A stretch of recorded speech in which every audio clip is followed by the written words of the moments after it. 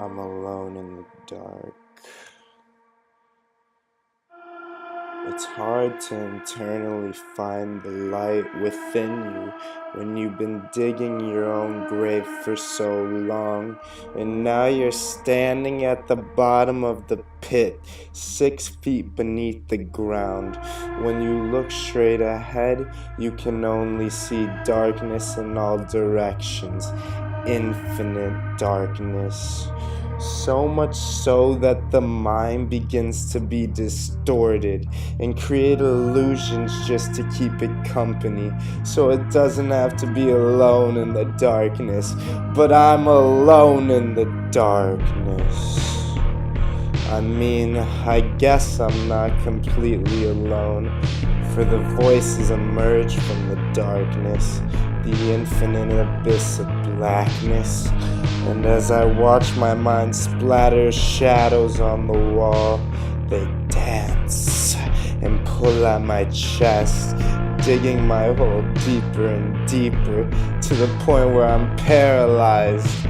No, this is not sleep paralysis, for then I could laugh it off when the sun comes around. See, the shadows don't leave when the sun comes up. That's actually when they become more amplified, as all the voices desperately try to grasp onto anything and pull themselves out of the pit they reside, buried deep beneath within my chest. You see these voices, shadows, they're not evil, they're simply confused, misguided. I can't blame them. If I'd been constantly hammered down beneath the surface and told I was wrong or bad, I'd be hurt too, never able to feel the warmth of light, limited by the fear from allowing yourself to feel the affection of another being. Well, see, the shadows attempt to seep and ooze from my chest when the sun's out, all fighting for the warmth so that they can regenerate and outweigh the other voices. For you see, everything truly seeks the light, yet we've been told what is good and bad, and so some thoughts and feelings we push into the darkness and leave cold and frail to shiver alone for our own protection. I'm all alone in the darkness. Of course, after years of neglection and subconscious thoughts pinpointing you as the problem, you get angry too. Angry that the warmth you once knew is no longer. So you decide to stop looking up from the bottom of the pit to the light far above you because of the pain and agony it causes, physically and mentally. You can't think yourself out of an abyss, a pit, a loop. So you decide in the current moment that the light 6 feet above you is unobtainable right now, and you return to the darkness in desperate search for any sign of fire. You've been tucked away under your bed for weeks with the chills and night sweats. It's like the freezing point and melting point are one and the same. Either end you choose will bring intense discomfort, making you want to taste of the other in order to balance your senses. This can't be the path, but I'm alone in the darkness, and I'm cold. And these vices, my shadowy thoughts, whisper comforting words in my ears, reminding me I'm not alone, for they are dying too from starvation and freezing. The remedy of these thoughts is simple, a change of perspective, remembering that the light above you is there. But for now it's too late. You lie in your own sarcophagus as the dark, thunderous clouds roar above you, and you shake, and you tremble as fear prevails, and the shadows in your mind run rampant, projecting themselves over anything they can latch on to. And your sense of sight, slowly but surely diminishes. Your sense of touch increases, though. And you literally now can feel the shadows wrapping around you like a python ready to eat its prey, constricting your chest so it can manipulate your breathing. And once it has your breath, there is no way of stopping it. And it becomes you. And it starts to cast its shadow over everything that was once beautiful. What was once a source of happiness is now a pit of anger, confusion, and sadness.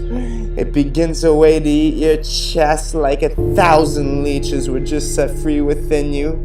And the voices, they all scream for help as they all are alone in the darkness, unconscious of who they truly are, desperately trying to cling on to anything which they can identify as themselves.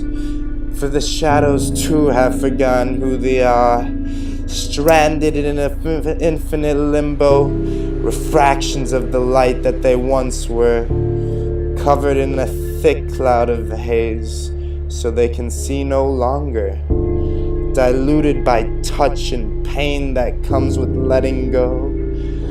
Scent becomes their only active sense, and the disfigured shadows wanders.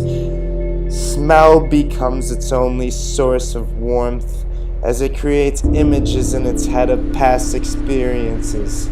Not these experiences ever truly occurred, no one knows, for the shadows unintentionally and without conscious control twist and twirl the images to provide us the most comfort. The shadows grow off the darkness, the manipulation of the mind, for that is where they access fear and poke a hole in it, so that it oozes throughout your whole vessel.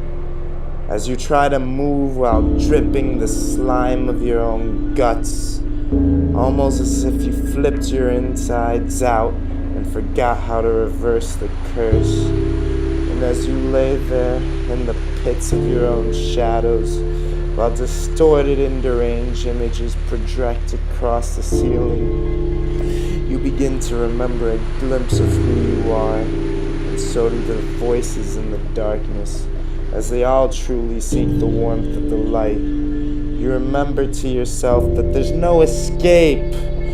I'm all alone in the darkness. But maybe that's not a bad thing. And as you begin to accept this reality, you become aware of the shackles that kept you a prisoner of your own pit. And you see they're not so tight anymore. You slip them off your wrists, ankles, neck, and chest, and remember what it's like to truly breathe again. You look up again and see the light. This time, not as blinding, for your sight has now returned, and you feel in tune with your senses. You remember how long you have been buried in the shadows, but decide to let it go as you recognize that it is your chance now. And you begin to climb up the crumbling dirt walls that now fully surround you.